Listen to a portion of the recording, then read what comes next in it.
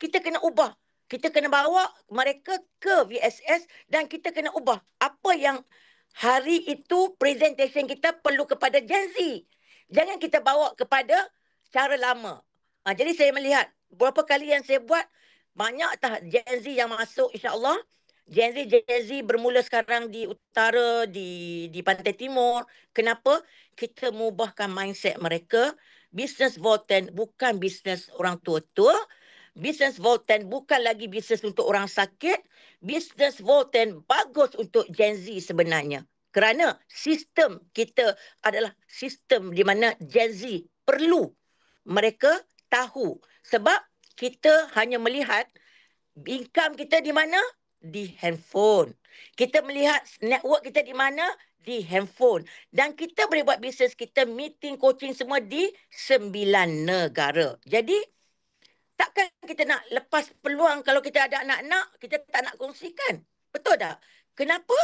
Kalau kita tengok, kalau kita lepas peluang, kita gagal untuk menarikkan Gen Z masuk ke dalam Volten.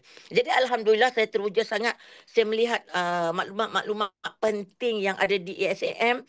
Tahun ini tahun kita membawa Gen Z masuk di Volten dan kita tengok produk-produk kosmetik juga yang akan keluarkan pada bulan ini, di mana kita lihat Gen Z ramai lagi akan join Volten kerana produk-produk orang muda. Kan, sebab ramai orang-orang muda, wanita especially suka bergaya dan suka kepada kecantikan.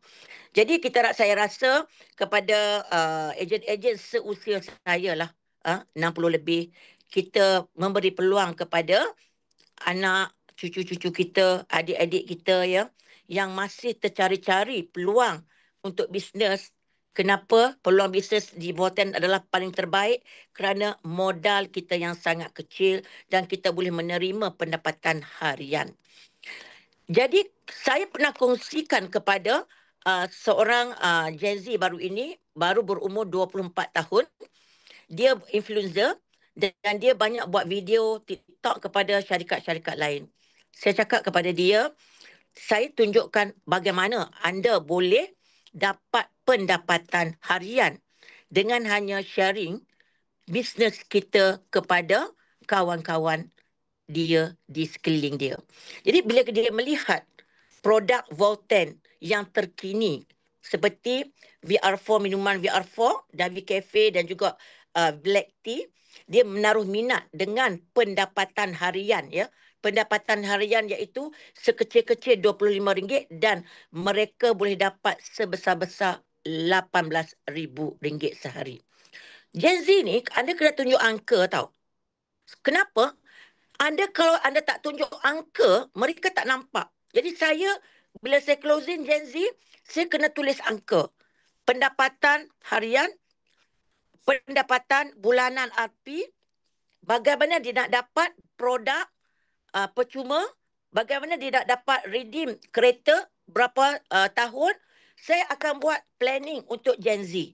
Jadi mereka nampak, kalau mereka bekerja secara full time bekerja dan mereka buat Volten secara full time, dalam masa 3-4 tahun mereka dah boleh redeem kereta percuma. Jadi di situ kita nampak peluang Gen Z adalah kepada apa yang mereka hendak sebenarnya.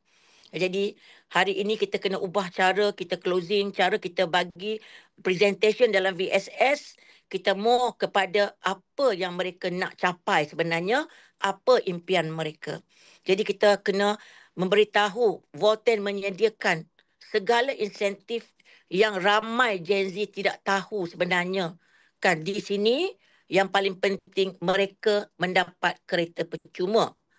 Kenapa kereta tu penting?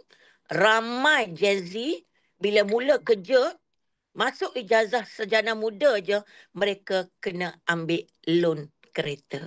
Tetapi di Volten, kalau mereka buat berterusan, istiqomah dan buat cara yang betul, mereka boleh dapat kereta percuma, kereta sport car dan kereta mewah yang mereka nak pandu dengan bergaya.